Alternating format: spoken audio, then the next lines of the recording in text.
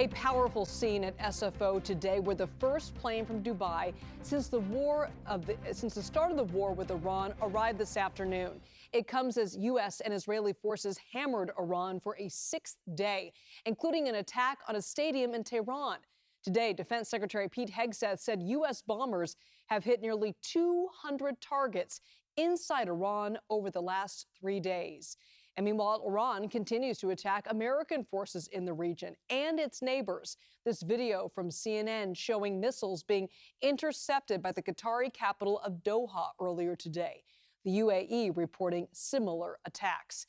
And President Trump now saying he expects to have a role in choosing Iran's next leader. He also said that the son of the late Supreme Leader Ayatollah Ali Khamenei was an unacceptable choice. He did not offer an alternative.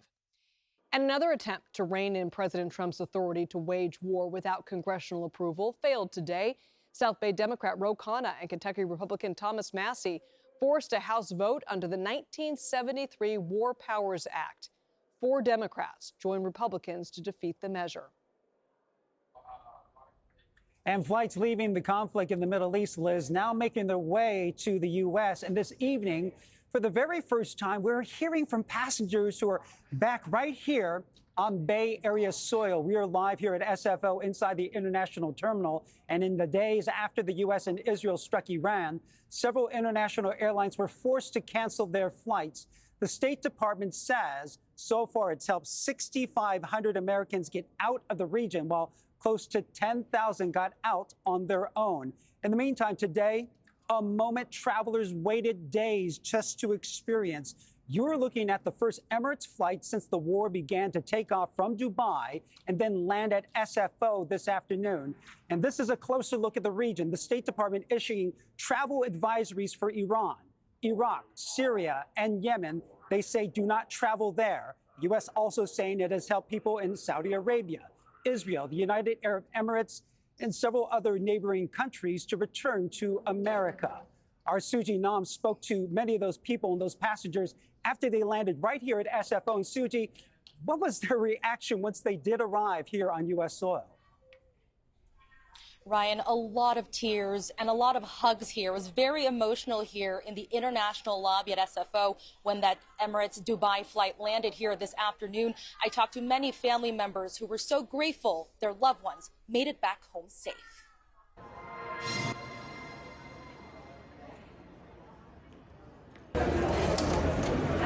An emotional reunion at San Francisco International Airport. So relieved. I couldn't be more relieved to be home. Heather Doherty is finally coming home after a work trip in India. Coming from Bangalore to Dubai, our flight had taken off in Dubai on Saturday and had to turn around as things got heated up over Iran, so we landed and just didn't really have any information for a couple of days. She said she was in Dubai for 5 days, days that were filled with uncertainty. Spent the first night huddled on the floor next to my bed, worried about the windows exploding. So, you hear alerts going off, you hear explosions in the sky, and it's hard to know what's going on, but it's really unsettling. A moment of relief for Heather and her husband when she finally got on board an Emirates flight to SFO. I was watching your flight tracker and was up until it got far enough. Yeah. A group of 60 Chinese Bay Area residents were also on board the flight from Dubai. They had plans to tour Dubai and Egypt, but their travel was cut short. The war and our co-workers just very nervous about everything because we have to make sure our customers and the travelers come back safely. Loved ones handing out flowers and warm embraces. Steps away is another heartfelt reunion. Ajay Verman traveled to Dubai for a work conference with his colleagues. He had left early to India to visit family while his colleagues were stuck in Dubai. Went through a whole gamut of emotions. It was hope when they got confirmed on a flight, then it was disappointment when it got cancelled because of the airspace still not opening up. There was a little bit of worry and a lot of worry when they would hear shelling around them, stay away from windows. And for Heather, she's especially grateful to reunite with her children. Just texting one of them that I'm home, so really excited to pick them up today. And, we didn't really tell them what was going on because that's hard for kids to think about a parent in such a tough situation, but Can't wait to hug them. Ryan, the flight from Dubai had a bit of a 20-minute or so delay. But of course, for all of these travelers here, 20 minutes is nothing compared to the days of delays to getting back here to the Bay Area. Again, many of the families I talked to, both on and off camera, were so thankful that their loved ones made it back home safe here in the Bay Area. Yeah, safe and grateful just to be home. Okay, Sooji Nam, thank you very much. And of course, there are still many Americans who are still stuck in those countries surrounding the conflict in Iran that have yet to come back. The State Department says U.S. nationals in Kuwait, Bahrain, the UAE, Qatar, and Saudi Arabia can fill out a form to get further information on getting assistance. In Dubai, residents and tourists are still on edge.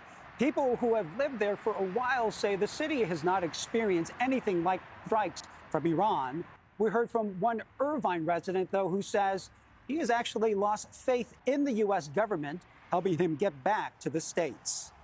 We called USA embassy in Dubai.